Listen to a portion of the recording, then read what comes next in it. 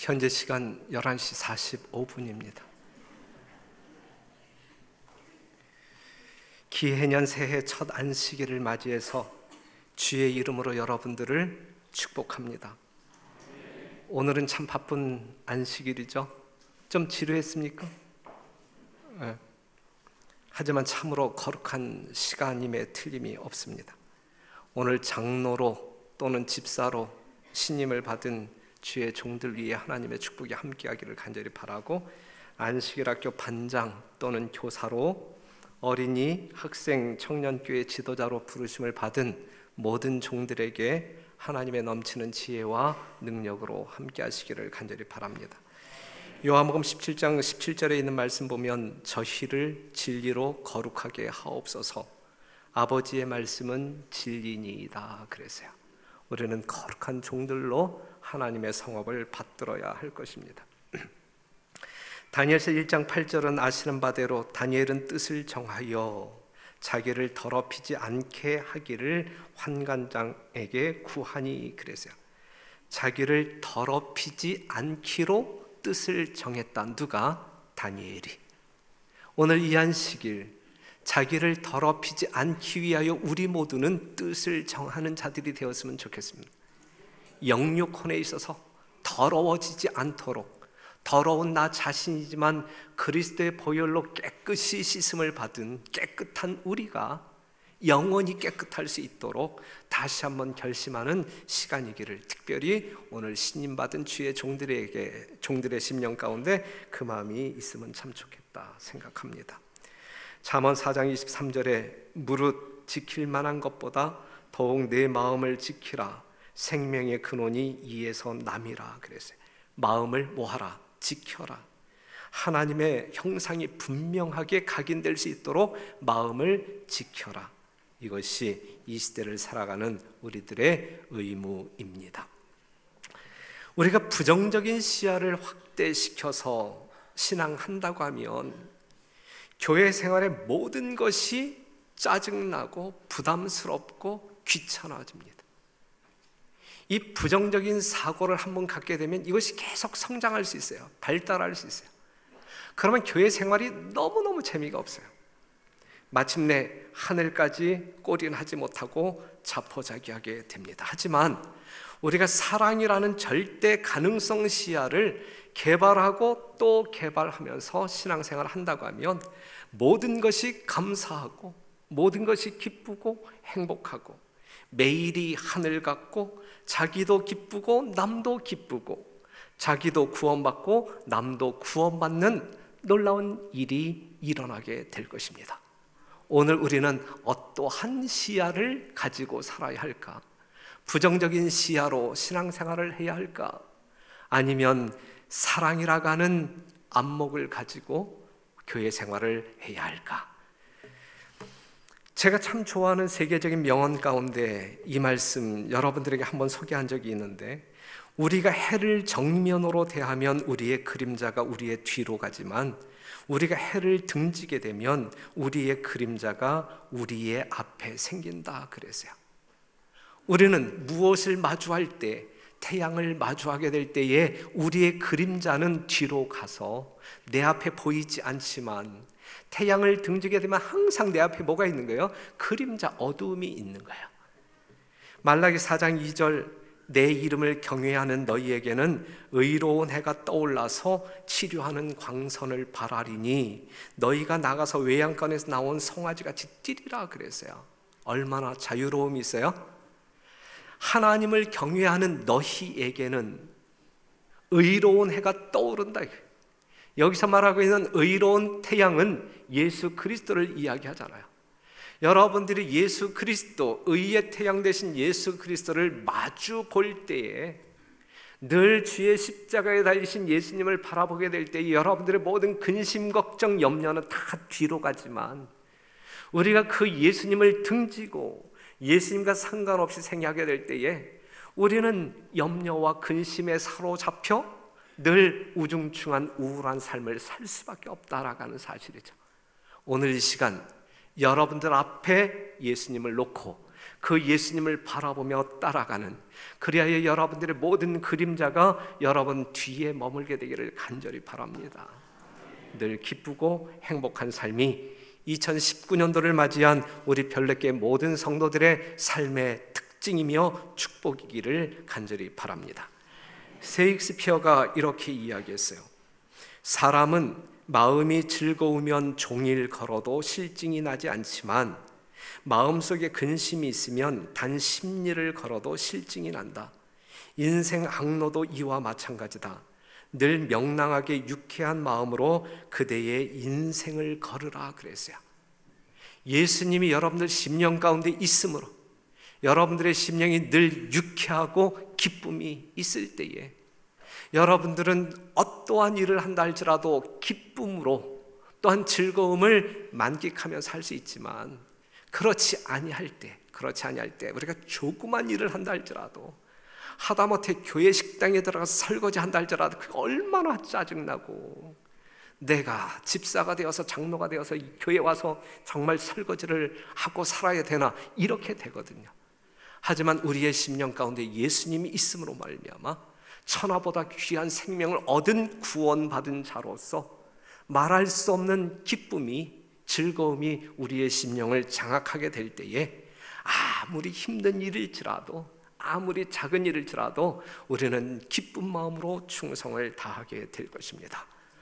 오늘 장로로 신임받은 주의 종들, 또한 집사로 선택된 우리 집사님들의 삶 가운데 이러한 역사가 있게 되기를 바라고, 우리 별내교회 모든 성도들의 삶 가운데 그러한 역사가 있게 되기를 간절히 바랍니다. 여기서 마쳤으면 참 좋겠죠. 그런데 설교 8페이지를 준비했는데 이제 2페이지가 지나갔네. 어쩌면 좋아. 조금만 더, 오늘 진짜 여러분들과 함께 이 새해 첫 안식이기 때문에 조금 나누고 싶은 말씀 하나 나눈다고 하면, 제목이 뭐였어요? 오늘 설교 제목이 나의 하나님 여호와, 나의 하나님 여호와. 그냥 첫날이니까 나의 하나님 여호와를 조금 묵상하고 지나갔으면 좋을 것 같아요.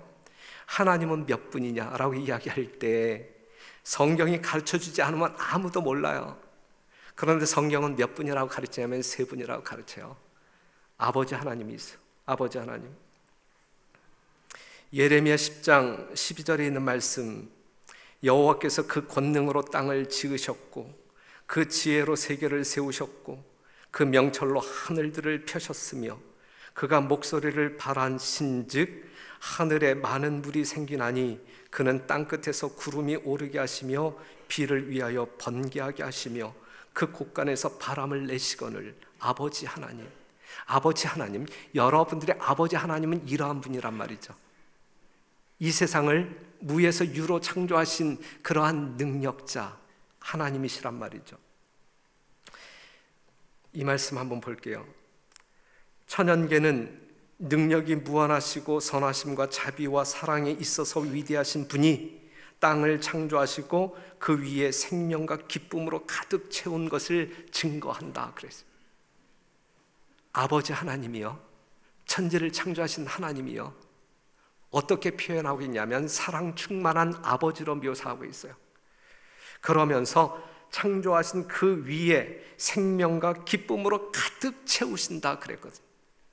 여러분들의 삶 가운데 우리 하나님은 생명과 기쁨으로 가득 채우기를 원하시는 분이시다라고 하는 사실, 이 아버지를 우리가 기억하고 믿고 따라가자 이것입니다. 만물은 그의 자부와 같은 부드러운 돌보심과 그 자녀들을 복되게 하고자 하시는 소원을 말해둔다. 고동치는 심장, 지금 심장 다 뛰고 있죠? 뛰지 않는 심장 가지고 있는 분 있어요? 고동치는 심장, 뛰는 맥박, 살아있는 유기체로 움직이는 모든 신경과 근육은 언제나 실존하시는 하나님의 능력으로 질서를 유지하고 활동을 계속한다 그랬어요. 다시 말씀드린다고 하면 지금 여러분들의 심장이 뛰고 있다라는 자체가 우리 하나님이 지금 여러분들과 함께하고 있다라는 분명한 증거이다라는 사실이, 이게 창조주 하나님이, 여러분들이 믿고 섬기는 아버지 하나님이, 그러한 섭리 가운데 우리가 살아가고 있음에 대하여 지금 이 순간 우리가 지금 잠자고 있는 사람 빼놓고 지금 눈 뜨고 있는 모든 사람이 진짜 하나님께서 우리와 함께 계시다라고 하는 분명한 증거를 가지고 지금 우리가 숨 쉬고 있는 것이거든요. 그러니까 우리가 숨 쉴 때마다 하나님이 나와 같이 하신다라고 하는 분명한 증거를 확인하고 감사하는 생애를 살아야 한단 말이죠. 우리는 결코 자동 인형이 아니에요. 그냥 한번 버튼 눌렀다고 해서 배터리가 다 끝날 때까지 그냥 춤추며 돌아다니는 그러한 자동 인형이 아니란 말이에요.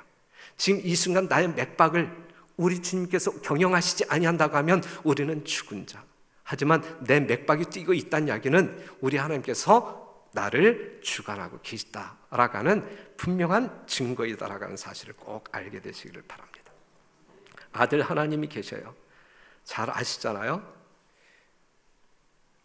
영원한 시대로부터 주 예수 그리스도는 아버지와 일체이셨으며 그는 하나님의 형상이었다.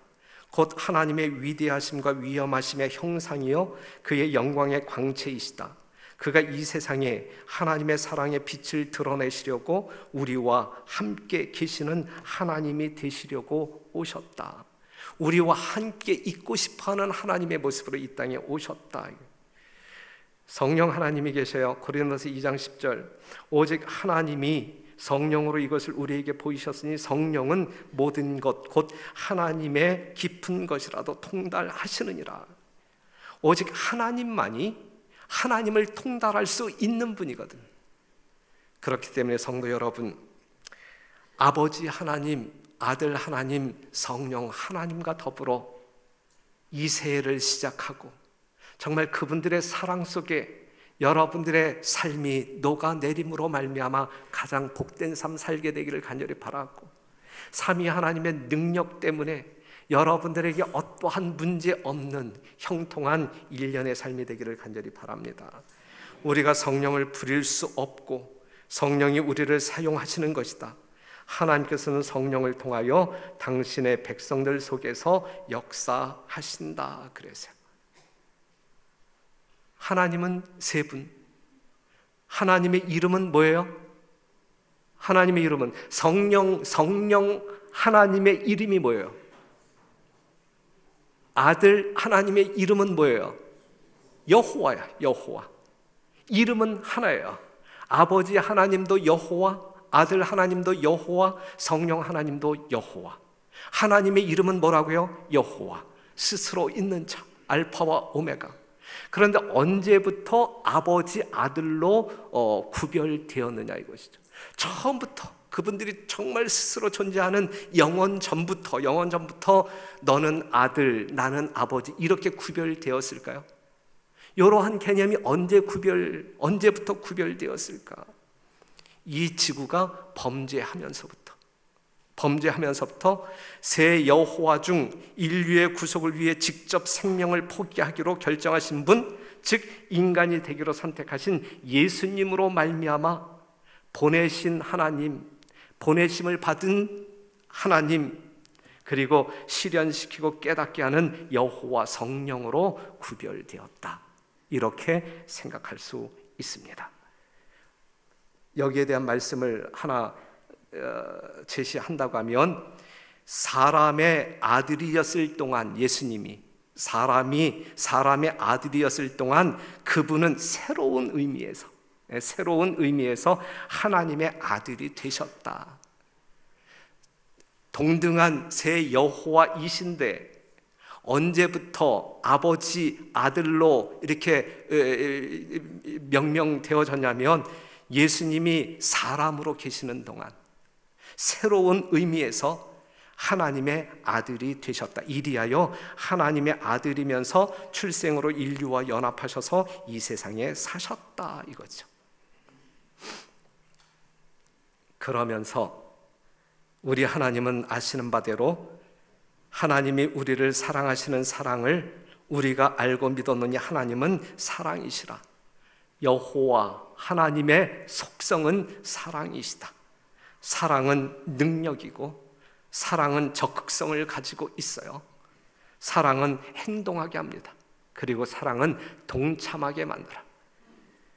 이러한 사랑을 통하여 여러분들이 거듭나고 이러한 사랑을 통하여 예수님의 재림을 준비하는 여러분들 사이에 진정한 화목이 있고 삼위 하나님이 하나이듯이 요한복음 17장에서 예수님이 마지막 기도로 우리가 하나이듯이 이 땅에 남아있을 하나님의 백성들이 하나 되기를 원하신다라고 하는 예수님의 기도가 우리 별내교회에서 가장 먼저 이루어지게 되기를 바라고, 그리하여 그 가운데 어제 저녁에 말씀 나눈 늦은 비 성령이 충만히 임함으로 말미암아 하나님께서 마지막 지상 명령인 땅끝까지 복음 증거하는 그 일이 여러분들의 활동으로 말미암아, 순종으로 말미암아, 충성으로 말미암아 이루어지게 되기를 간절히 바랍니다.